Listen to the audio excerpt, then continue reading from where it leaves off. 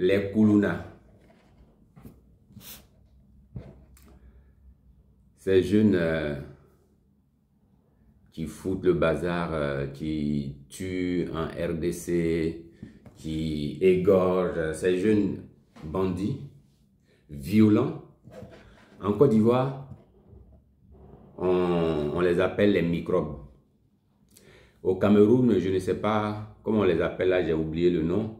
Mais aussi, il y en a au Cameroun. Et au Cameroun aussi, ils font pratiquement les mêmes choses. En bande organisée, ils agressent des stations, ils dévalisent des magasins, ils tuent des gens. J'ai vu une vidéo au Cameroun où les Koulouna, enfin pas les Koulouna, mais ces jeunes-là ont tué une personne qui était venue prendre du carburant dans une station. Aujourd'hui, on va parler plutôt des Koulouna.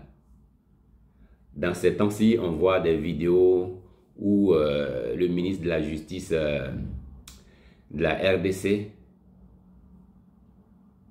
fait des discours et il parle des Koulouna comme quoi il faut les exécuter. Et lui-même, il va sur le terrain. Et c'est vraiment triste cette situation. Quand on voit que le pays prend des décisions pareilles pour tuer des enfants, il y a des enfants parmi ces Koulouna-là, il y a certains qui n'ont même pas 15 ans. Et on les pend, on les tue. C'est vraiment déplorable. C'est vraiment déplorable. Quand je vois ça, moi j'ai peur. J'ai peur parce que ces enfants, c'est vrai, ces enfants, ils font beaucoup de mal dans les familles. Parce quand ils arrivent comme ça, ils peuvent, j'ai même appris qu'ils ont éliminé toute une famille, hein, ils ont tué le père, la mère, tout ça, ils ont tué tout le monde. Mais il faut comprendre pourquoi ces jeunes-là existent dans nos capitales. Pourquoi ces jeunes-là existent dans nos capitales? Parce que si c'est une agression d'une personne, deux personnes dans la ville, dans le quartier, ça va. Mais ces enfants-là, mais ils sont en bande organisée, c'est une meute. Quand tu vas par exemple en Thaïlande, tu vois les singes qui se baladent dans la ville, mais c'est au moins des milliers, des dizaines de milliers de singes qui sont dans la ville et puis qui courent par-ci en train d'agresser les gens, en train de prendre la nourriture. Et ça, si c'est arrivé à ce stade, c'est parce que les gens de la ville ont voulu. Parce que ces singes-là, ils ne les tuent pas, ils les protègent, ils les donnent à manger, et donc ça s'accouple, ça se multiplie, il ne faut pas les toucher. Donc les Koulouna, si ils sont arrivés à ce stade, c'est parce que l'État du Congo n'existe pas. C'est parce que l'État du Congo n'existe pas. Il n'y a pas d'État. Parce que c'est des milliers de jeunes qui deviennent tous les jours des Koulouna. Tous les jours, des milliers de jeunes deviennent des Koulouna. Et la cause, c'est quoi? C'est parce que l'État du Congo ne fait pas son travail. Dans les années 80, au plus fort de Mobutu, je ne sais plus si c'est en quelle année c'est, mais j'ai eu écho que Mobutu, l'avion de Mobutu partait prendre un gâteau d'anniversaire à Paris et il revenait dans la même journée. L'avion présidentiel va jusqu'à Paris prendre un gâteau de mariage ou bien un gâteau d'anniversaire, je ne sais plus entre les deux c'était quoi. Si c'est mariage ou bien anniversaire, je ne sais plus. Mais l'avion présidentiel partait chercher un gâteau et il revenait dans la même journée. On est en Afrique, hein? On est en RDC, là où il y a les Koulouna aujourd'hui. Là. On est là-bas. Et ça, c'est déjà, ils sont en train de commencer déjà les Koulouna comme ça. Parce que quand l'État ne fait pas le boulot ne fait pas son boulot, Et il prend l'argent pour aller pour aller prendre des gâteaux de mariage, il prend des trucs pour aller construire des palais luxueux. Il y a un palais, deux palais, trois palais, mais c'est des fortunes qu'on met dans ces palais. Et quand vous prenez quand vous prenez par exemple les ministres dans les gouvernements congolais, c'est des multimilliardaires.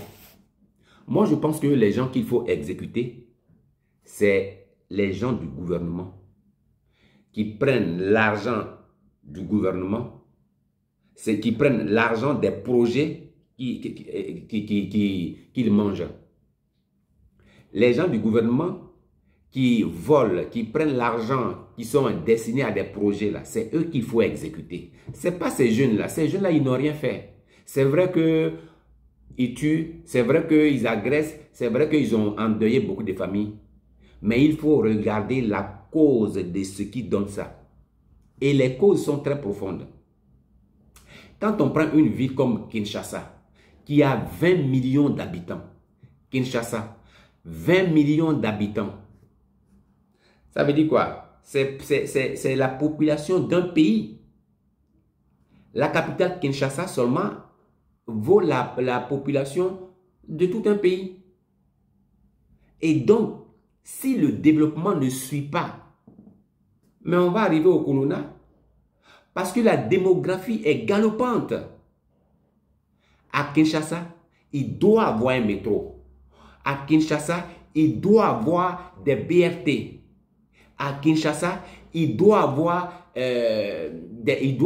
au minimum, je dis bien au minimum, 10 universités et grandes écoles et universités. 10 au minimum, hein, 10. Les centres de formation, mais il va avoir peut-être 30 à 40 à 50 centres de formation pour les jeunes. À Kinshasa, les collèges et lycées, mais ça, il doit avoir des millions. Il doit avoir au moins 200 000 lycées et collèges. Les écoles primaires, là, on n'en parle pas. Là, peut-être, je peux dire qu'il doit avoir des millions d'écoles primaires à Kinshasa. Mais parce que c'est un pays. La population de Kinshasa, seulement, ça fait 20 millions.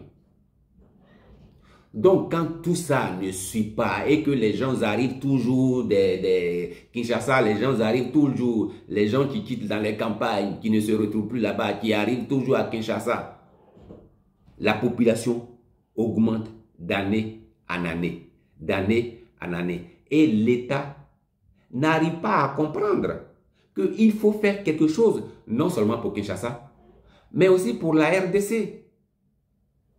Les travaux doivent suivre, les infrastructures doivent suivre. Mais rien n'est fait. Rien n'est fait. Et du coup, on assiste à des jeunes, déjà leurs parents. Il faut d'abord comprendre ces Kuluna-là, qu'on arrête là. Est-ce qu'on peut faire des enquêtes pour voir quelle est la situation de chaque jeune? Qui est son papa? Comment ils vivent dans la journée? Qu'est-ce qu'ils mangent? Pendant combien de fois ils mangent, ces jeunes-là mangent chez eux à la maison? Vous allez bien comprendre que souvent même dans ces jeunes-là, ces Kuluna-là, il y a des orphelins. Et un orphelin quelqu'un qui a perdu son papa et sa maman, l'État, il n'y a même pas de structure de l'État pour accueillir ce petit. Il va aller dormir sur les marchés, dans les marchés. Quelqu'un qui a peut-être 6, 7 ans, 8 ans, qui est orphelin, qui est livré à lui-même. On en trouve plein comme ça parmi ces jeunes. Et qui va chercher à manger, aller agresser les gens pour pouvoir manger. Le ventre, quand le ventre a faim là, il ne réfléchit plus. Or, ces jeunes-là, la plupart ne mangent pas. Les agressions qu'il fait souvent, c'est pour manger. Et comme après, ils sont donnés à la drogue, parce que c'est le b.a.-ba quand tu es dans la rue, alors, ils vont aller acheter leur drogue et l'alcool pour pouvoir s'enivrer. Donc, on va trouver des jeunes qui agressent, pas pour aller faire autre chose, mais pour manger et pour se droguer. Ça, quand on arrive à ça, c'est que l'État n'existe pas. Donc, le premier responsable, c'est l'État. Alors, l'État, au lieu de se mettre en cause pour pouvoir chercher une solution durable. Mais une solution bien durable, non, prends un raccourci. Dis on va zéro que Koulouna. Ces jeunes Koulouna là, il y en a eu en Côte d'Ivoire. En Côte d'Ivoire, on les appelait les microbes. Aujourd'hui, on ne parle plus de microbes à Abidjan parce que l'État a pris le taureau par les cornes. Et donc, ces jeunes-là, il y en avait peut-être avant la crise qu'on a eue en Côte d'Ivoire. Mais au niveau, quand il y a eu la crise en Côte d'Ivoire, le nombre s'est multiplié. Et du coup, parce que à Bobo, qui est un quartier dortoir, un quartier un peu, bon, qui n'est pas trop, où il y a pas, où les gens se débrouillent, pendant la crise, pendant la guerre, la plupart des enfants se sont mis dedans, voilà, en tout cas, le phénomène des microbes s'est accéléré dans la crise. Et du coup, après, quand la crise est finie, on a découvert ces jeunes-là qui agressaient, mais souvent même en bande organisée, en plein jour. Ils vont arriver chez toi, ils vont t'agresser, personne ne va parler. Le temps que les policiers vont arriver, ils sont déjà partis. Et c'est comme ça que l'État de Côte d'Ivoire a pris des mesures. Ils se sont assis, ils ont étudié la situation et puis ils ont trouvé des solutions durables. Ils ont ouvert des centres d'accueil dans plusieurs régions. Donc, après, ils ont mis leur plan en pratique. Ils ont ramassé tous ces jeunes-là dans les quartiers, Yopougon, Abobo et ailleurs. Ils ont ramassé tous ces jeunes-là et ils les ont envoyés dans les différents centres qui ont été ouverts pour la cause. Et quand les jeunes arrivent dans ces centres-là, on va les éduquer, on va les apprendre à vivre, et aussi on va les former. Donc, il y a certains qui ont fait 6 mois, d'autres ont fait 1 an, ça dépend ça dépend des formations aussi. Donc, ils ont formé ces jeunes-là, on les a éduqués, on les a formés, on les a entraînés aussi à faire du sport, à libérer la tête.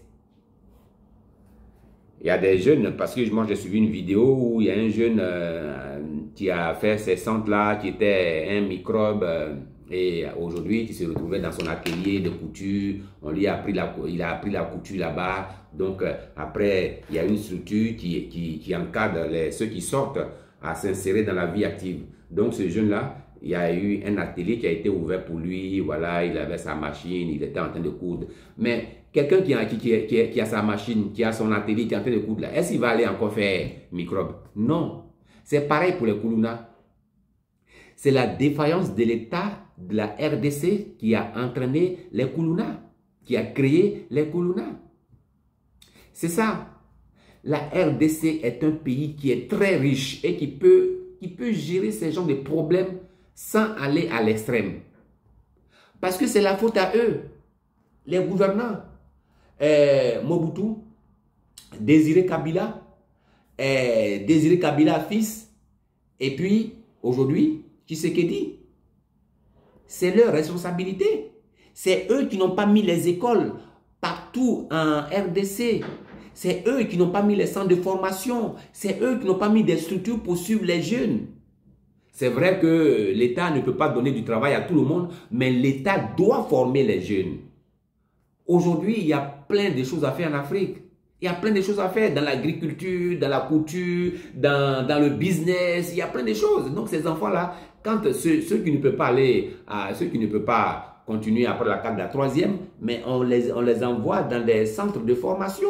Ils vont faire la plomberie, la restauration, la menuiserie, l'électricité. Souvent dans nos villes, on ne trouve même pas d'électricien. Il n'y en a pas. Souvent, on ne trouve même pas de plombier. Il n'y en a pas. Donc, ces jeunes-là, on les encadre à devenir même des jardiniers. Il y a plein de métiers où on peut orienter ceux qui ne peuvent pas continuer les études, qui ne peuvent qui ne peut pas continuer au-delà de la classe de troisième. C'est comme ça. Mais dans certains de nos pays, ça n'existe pas. Ça veut dire, celui qui ne veut pas aller à l'école, c'est son problème. Et déjà même, il n'y a même pas suffisamment d'écoles. Tu vas dans certains de nos pays, tu vas voir une classe de CP1, il y a près de 150 élèves. Et ça, l'État ne voit pas ça. Les États ne voient pas ça. Ils ne savent pas qu'ils sont en train de créer des coulounas, des microbes, ou bien, je ne sais pas comment on les appelle aussi au Cameroun là. Ils ne savent pas qu'ils sont en train de créer des problèmes comme ça. Donc, il faut multiplier les écoles primaires, les collèges, les lycées, les centres de formation. Parce que quand un enfant finit avec la troisième et qu'il part faire son petit métier, la plomberie, la menuiserie, le jardinage, ceci, cela, forcément, il va s'insérer dans la vie active. Forcé. Aujourd'hui, aujourd'hui, il y a pas mal d'appareils qui quittent en Chine, ou les débroussailleuses qui coûtent même pas 120 000 francs CFA. Un petit qui a fait le jardinage, on lui donne son petit matériel, et puis sur TikTok, il va avoir sa clientèle, les gens qui vont l'appeler pour venir débroussailler leur cou, leur machin, voilà. Ce sont ces genres de choses-là que les États ne font pas. C'est pas que tout le monde va devenir professeur ou bien instituteur ou bien ceci, cela. Non, mais il y a des petits métiers, déjà, ces enfants n'ont pas accès à ça. Moi, je vois sur les réseaux, sur TikTok, pas mal de choses que les enfants peuvent faire. Les débroussailleuses, les tondeuses, les ceci, les cela. Mais les enfants, on peut les envoyer dans des centres de formation pour apprendre à faire du jardinage, à tondre le gazon, à couper les fleurs, à débroussailler. Voilà, à faire la menuiserie, à faire la restauration même surtout, à faire du potager. Tout ça, c'est des corps de métiers qui ne sont pas valorisés dans nos pays. On peut créer des grands centres de formation pour emmener ces enfants-là là-bas. Et aujourd'hui, tout ce que l'État trouve, c'est d'aller exécuter ces jeunes. Moi, je vois plein de jeunes, je vois dans des panels, quand je vois ce que les gens disent, ils sont contents qu'ils soient exécutés. Les gens, ça crie. Ça, c'est vrai. C'est vrai parce que ces jeunes-là, à cause d'eux, on ne peut pas circuler dans la ville. À cause d'eux, on ne peut rien faire. Mais l'État peut prendre des mesures. De toute façon, on les a ramassés là. On peut aller les prendre, on peut aller les déposer dans des centres où l'État va s'occuper de leur formation. Pour leur donner une deuxième chance. Parce que c'est l'État. L'État n'a pas vocation à aller tuer ces jeunes. Et puis ce qui intrigue, c'est que c'est des enfants. Tu vois même des enfants de moins de 15 ans. Des enfants qui n'ont même pas encore 15 ans. Ça veut dire des mineurs qu'on va exécuter. Ça veut dire pour une seule action que le petit a fait, on va le faire exécuter. Même aux États-Unis, les serial killers, ça veut dire le gars a tué 20 personnes, 30 personnes. On ne le tue pas. On le met en prison à vie. On ne le tue pas. On est en 2025. On n'est pas dans les années 30. Pour aller exécuter 50 jeunes dans la journée et puis montrer les cercueils comme ça, à perte de vue. Mais non. C'est la défaillance de l'État de la RDC. C'est la défaillance de l'État. Et même certains de nos États qui ne sont pas en train de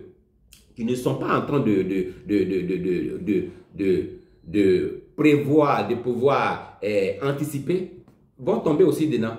Parce que les jeunes, les enfants, quand ils naissent, il faut pouvoir leur trouver une place demain.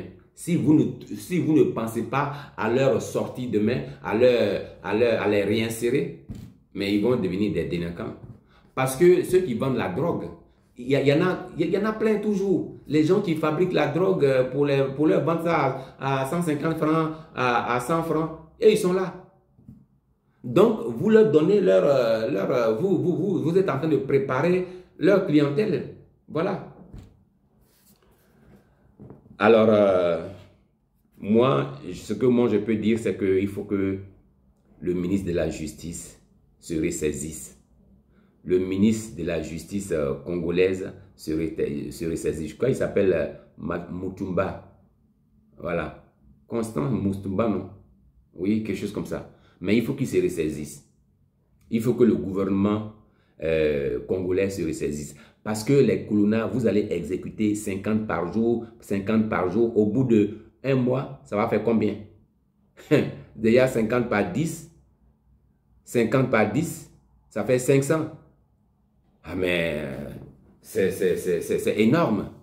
C'est énorme. J'ai vu des vidéos où j'avais des cercueils comme ça alignés. Mais ça fait peur. C'est effrayant pour une ville. Hein. C'est effrayant. C'est effrayant. Quoique l'État ne peut pas, n'a pas de solution que d'aller exécuter ses enfants.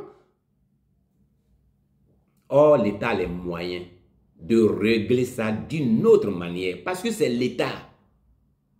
Et même dédommager les gens qu'ils ont tués. L'État peut dédommager. Ça veut dire les gens qu'ils ont tués là, on vous dédommage. Et puis ces jeunes-là, on règle le problème une fois pour toutes.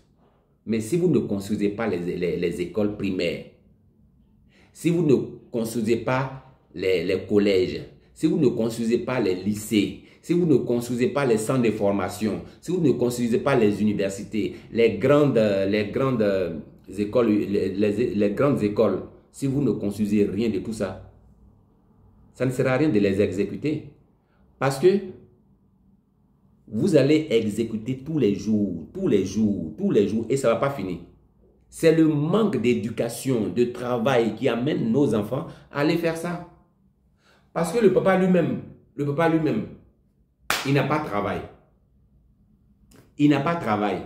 Du coup, son petit truc qu'il fait là, peut-être la journée, il va donner un peu d'argent à madame pour préparer qu'une seule fois dans la journée. Vous imaginez, tu as mangé aujourd'hui à midi, il faut compter l'autre midi pour manger. C'est difficile. C'est difficile.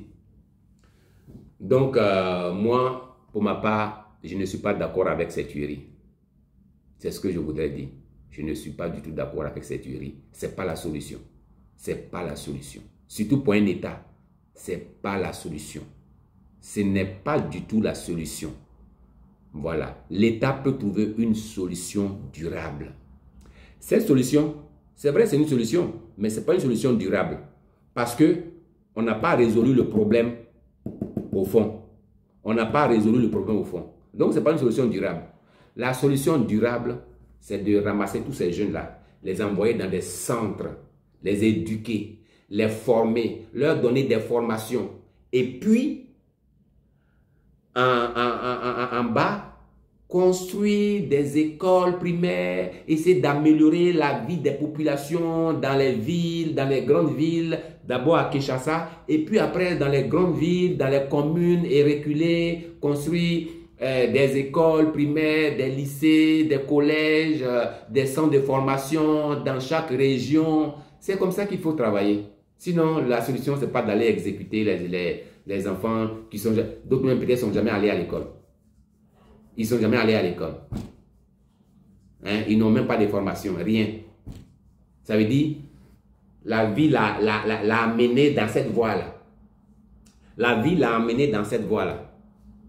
Et puis, voilà, on dit non, toi, tu n'es pas bon pour la société, on va te tuer. Donc, pour ma part, il faut arrêter de tuer ces enfants. Voilà, mon message que je peux donner par rapport à cette situation, c'est d'arrêter de tuer les Kuluna. De tuer les Kuluna. Il y a eu le même phénomène en Côte d'Ivoire, on ne les a pas exécutés. Et on a réglé le problème une bonne fois pour toutes. L'État ivoirien a pris tous ces jeunes-là, il les a envoyés dans des centres. Et après, l'État de Côte d'Ivoire a amélioré vraiment le plateau technique. Ça veut dire qu'il a construit des classes un peu partout, des écoles, les infrastructures au niveau d'Abidjan et dans tout le pays. Ça fait que la plupart des gens font du business.